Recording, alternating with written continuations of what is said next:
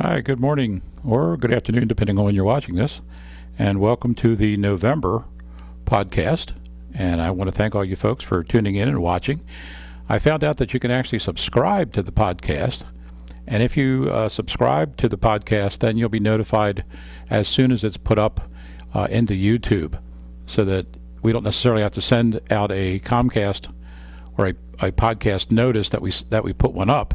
You'll actually get a notice through YouTube saying, hey, there's a new podcast for PPM. So that might be something you might want to look at doing. I hope you all had a good Thanksgiving. I certainly did. Ate way too much turkey, but that's just the thing of Thanksgiving. What we're going to talk about today primarily is about our monitors that are going on. As you know, American Heart Association requires us to watch or monitor your class to make sure it's being done correctly. And it's well underway. We're doing several podcasts per day, as with multiple training center faculty, we can manage to do this. And many of them are going extremely good. I've seen two just the other day. One was Dan, who's been with us for a while, did a fantastic class. He did a Heart Saver program. And then I watched one just yesterday, and they were actually teaching to a firehouse. And let me tell you, teaching to a firehouse is always difficult because you got folks that have been doing this for a long time. It's hard to keep them challenged in the class and keep them going. And these two did a fantastic job as far as keeping it light, fun, great class. So that was kind of neat to watch. On the other part, though, remember that as you're doing this, you need to decide whether you're going to do Skype or FaceTime. Skype is free. There is a thing called business Skype. Do not use business Skype. That costs to participate. It's not worth it. You can use Skype for free. So you want the free Skype, or if you have a iPhone or an iPad, you can use FaceTime. FaceTime works well. I really can't say one works any better than the other. I've seen Skype work great. I've seen FaceTime screw up. So it really all depends. Mainly time of day seems to be more of an indicator as far as how smoothly this works. Okay, and how well your Wi-Fi signal is wherever you're located. That seems to be the bigger issue. So pick out what you want. Practice it ahead of time so you know it's working correctly. And then when you place your cell phone, because many of them are using your cell phone, take your cell phone and put it sideways, not up and down. That's a vertical position. It limits what we can actually see. If you turn your phone sideways, we can literally see the entire classroom, and it works just much better. So practice that ahead of time, finding a spot where you're going to put your phone, that it's not going to fall over. And then remember to maybe plug your phone in, because when you're running a constant video like this, it sucks up the battery fairly quickly. And so if it's not plugged in, we've had several cases where in the middle of stream of watching their program, the phone's died, and then we get them back through another person's phone and continue the class using someone else's phone, either Skype or FaceTime. So if you plug it in, not a problem. And I literally, when I do my monitors, I plug mine in, my iPad in, so it stays plugged in the whole time, even if it's 100%, so that I don't have that problem. Okay, scheduling is always an issue because we have, well, close to 500 instructors based out of this training center. So getting you all scheduled to do these is not an easy task, and Kathy is back there doing her best to get everybody scheduled.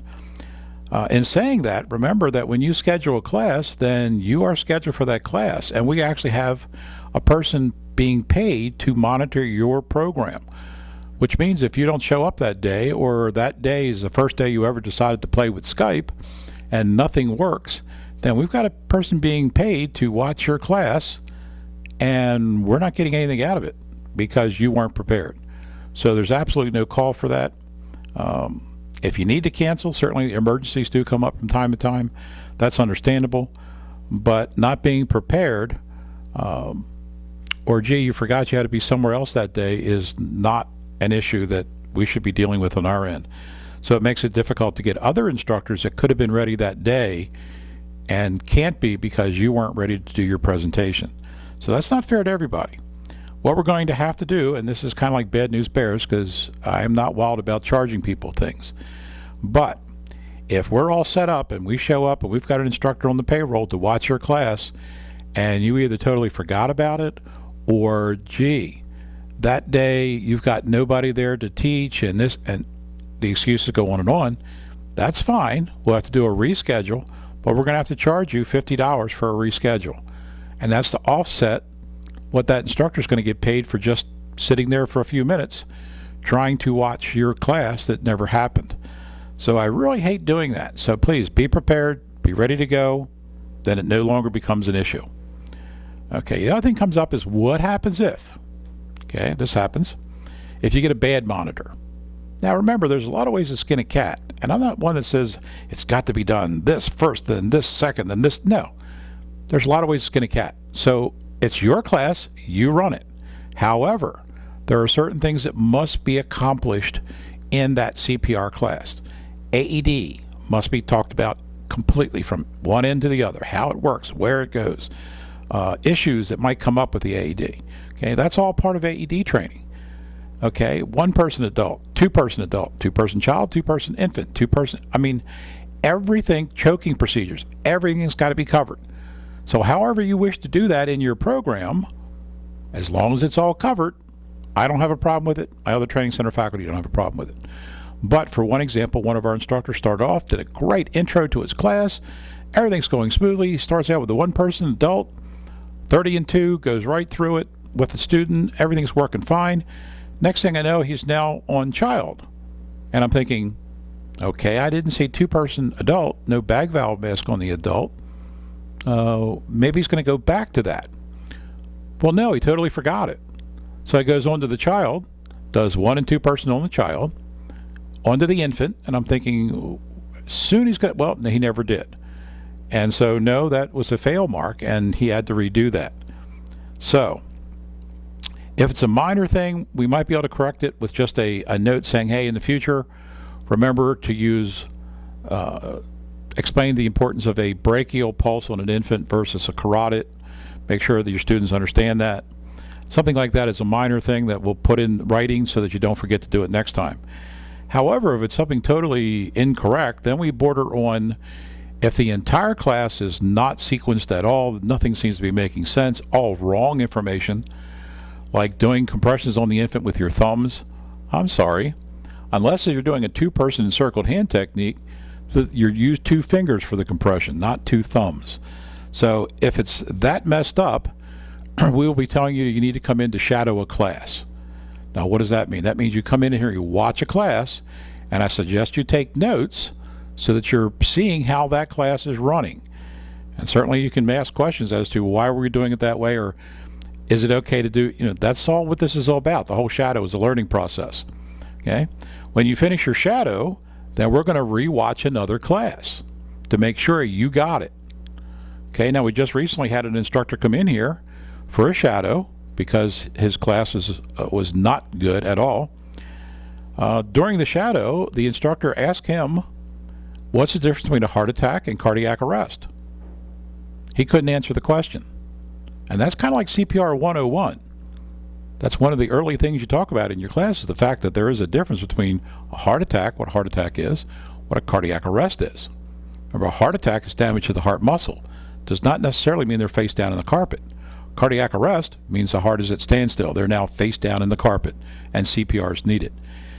Not to even understand that is a big red flag as to if you don't understand the basics here, we got issues. It ended up that he's no longer in our training center because he just never quite got the idea that, no, there are guidelines that we must as a training center fulfill and you as an instructor must fulfill. So it's not a game, and it's not we're out to get you, but there are things that have to be taught. That's the whole reason of being a CPR instructor, so that you actually can teach people correctly what's going to make a difference and what's going to save a life. That's what we're in this for, is saving lives. Okay, so I hate to like sound like I'm yelling and screaming at you, but guys, this is too important of a training just to say, well, that's good. No, that's not good. We need to make sure they understand, because I used to always say bad CPR is okay, but the bottom line is you're the teacher. So no, your students will do, if you're not teaching a good class, their students are going to be even worse. So no, you've got to do a good class, and that's what it's all about. Okay? We have multiple training center faculty that do these things, so I'm not the only one. So you may get me, you may not get me. As we increase our training center faculties to be able to handle the load, you'll see me less because we have other people doing this. As far as CPR in general, as far as classes, now we're hitting a slow time.